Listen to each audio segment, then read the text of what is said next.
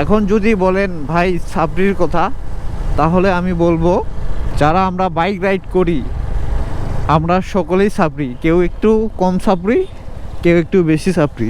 রাস্তার দুই ধারে নারিকেল গাছ, সুন্দর লাগতেছে না? স্পিডিং করলেই যে মজা, বিষয়টা এমন না। প্রকৃতি উপভোগ করতে হলে অবশ্যই আপনাদেরকে। Hello everyone, welcome back to my channel. I hope আপনারা সকলেই ভালো আছেন।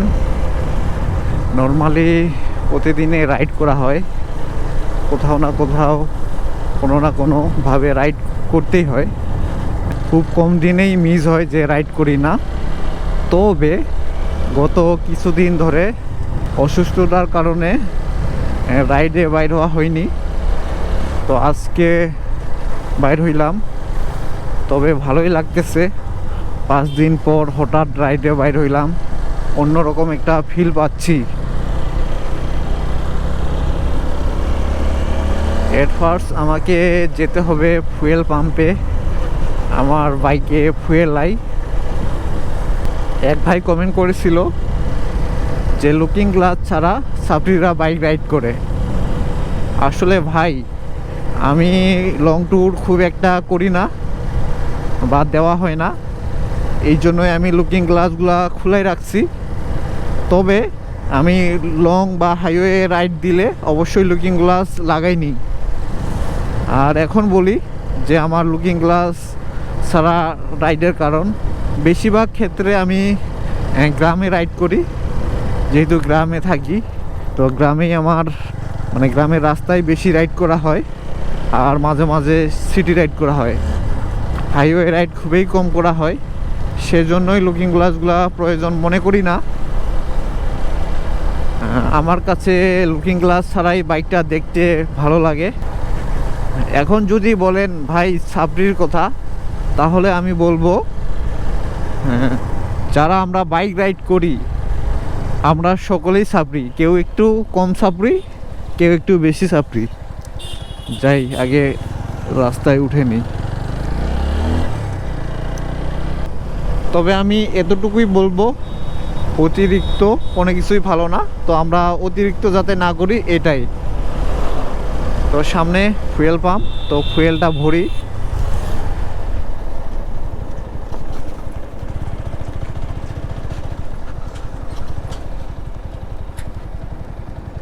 অকটেন, এইখানে কিন্তু পেট্রোল অকটেন পাশাপাশি, তো বলতে হয় যে কোনটা নিব।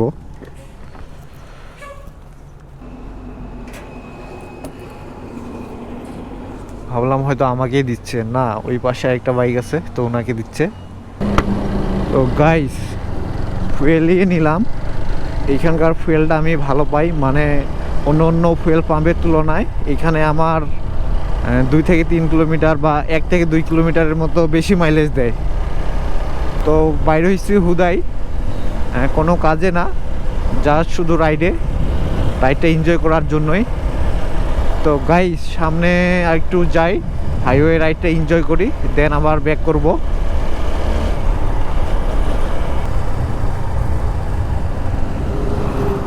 তো বাইকটা আমি এখন ঘুরাই নিব।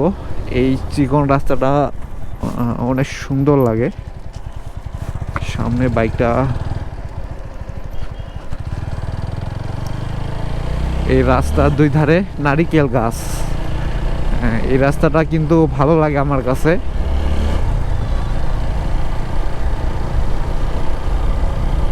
সুন্দর লাগতেছে না দুই ধারে নারিকেল গাছগুলা? এটা হলো হাইওয়ের পাশে, আবার উঠবেই হাইওয়েতে, আর মাঝখানে একটা স্কুল আছে। এই হইল বিষয়। এই যে স্কুল, আর এটা সম্ভবত গ্রামে চলে গেছে। পার্বতীপুর উচ্চ বিদ্যালয়।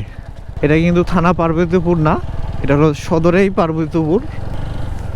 ওইখানে বাইক চালা শিখাচ্ছে না, ভালোই লাগতেছে মাঠটা।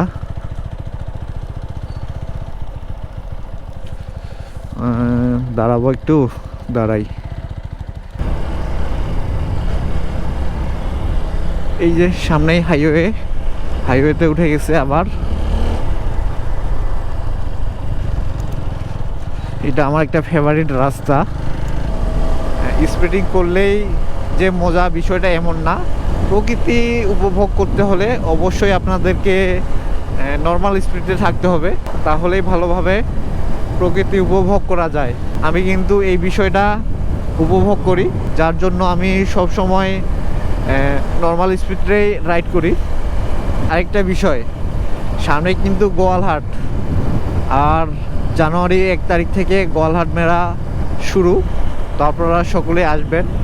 তো দেখি যাওয়ার পথে কেমন চলতেছে। আজকে 26 তারিখ, 26শে ডিসেম্বর।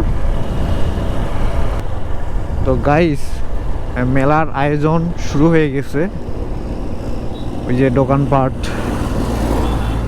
লাগানো শুরু করছে, যেহেতু এখনো সময় আছে, তো সেইভাবে লোকজন আসেনি দোকান নিয়ে, তো আসবে।